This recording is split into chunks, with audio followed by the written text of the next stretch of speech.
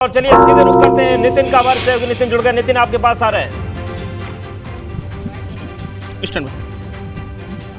देखिए बिल्कुल, देखिए इस समय आगरा में बहुत ही कहा जाए जबरदस्त जो मतदाता है उनमें उत्साह दिख रहा है। केंद्रीय मंत्री आगरा सांसद एसपी सिंह बघेल साहब खुद इस समय वोट डालने पहुंच रहे हैं। तो हम बात करने की कोशिश करते हैं सर, किस तरह आज डेमोक्रेसी का एक त्यौहार है। स्थानीय सरकार का नगर पंचायत, नगर पालिका परिषद, नगर निगम, मेयर और पार्षदों का चुनाव है।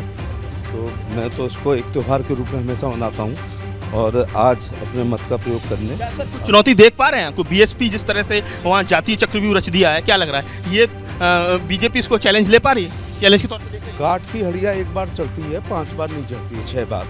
तो भारतीय जनता पार्टी के यहाँ हर आरक्षण में और जात बदलते हुए भी विभिन्न प्रयोग किए हैं, लेकिन हर बार भारतीय जनता पार्टी का मेयर हुआ। उदाहरण के तौर से लवानिया जी ब्राह्मण समाज से थे, उसके बाद एससी महिला में बेबी रानी मौर्य हुई, उसके बाद एससी पुरुष में किशोरीलाल माहौर हुए, फिर एससी महिला में अंजुला माहौर जीती भाजपा की, फिर एससी पुरुष में इंद्रजीत आर्या, फिर सामान्यतः श्री नवीन जैन जीते। तो 6 बार लगातार कंटिन्यूअस हैट्रिक मानना बड़ा कठिन होता है। इस दौरान बसपा का दौर आया, इस दौरान सपा बसपा गठबंधन का दौर आया, लेकिन भारतीय जनता पार्टी 6 बार अपना मेयर। बीएसपी जाटव कैंडिडेट खड़ा करती है, इस बार वाल्मीकि कैंडिडेट खड़ा किया जो बीजेपी का ट्रेडिशनल वोटर है, करीब 1 लाख की तादाद भी है।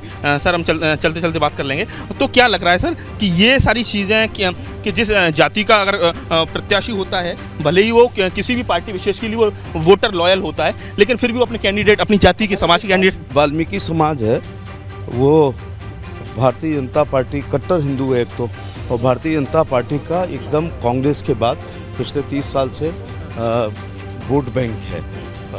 और आप ये देखते होंगे कि वाल्मीकि समाज है जिसने गोरी ने या गजनबी ने या इल्तुतमिश ने या खिलजी ने या तुगलक ने या मुगलों ने अगर उनकी गर्दन पर तलवार रख के धर्म परिवर्तन के लिए कहा तो उन्होंने वो पेशा अपना लिया, लेकिन धर्म परिवर्तन नहीं किया।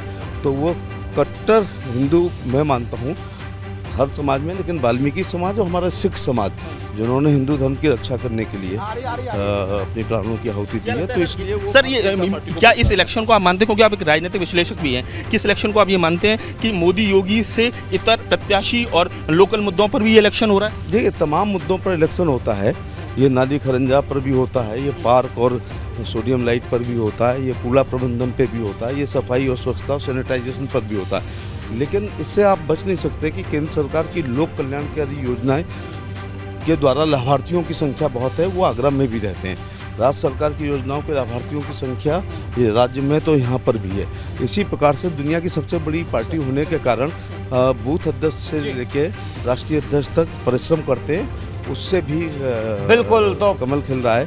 और जो फौजें शांति काल में पसीना बहा लेती हैं, उन्हें युद्ध के मैदान में खून बहाने की जरूरत नहीं होती है। तो भारतीय जनता पार्टी सेवा ही सेंटर के रूप में सतत कार्यरत रहती है। क्या लग रहा है सर आपका बीजेपी का कहीं ना कहीं इलेक्शन बागियों से है?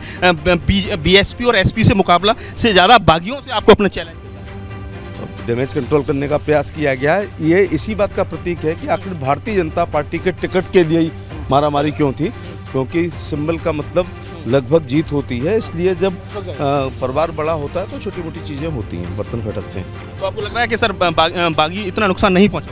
लास्ट में जो कत्ल की रात होती है, जो कल रात गुजरी है, उसमें फिर लोग तय कर लेते हैं कि नहीं, लास्ट में ये होती है कि हमें भारतीय जनता पार्टी को ही जीता। आखिरी सवाल सर, क्या कैलकुलेट कर रहे हैं, क्योंकि नगर की सरकार है, ट्रिपल इंजन की बात लगातार पार्टी के शीर्ष नेतृत्व कर रहा है। बिल्कुल तो दावे अपनी जगह है। और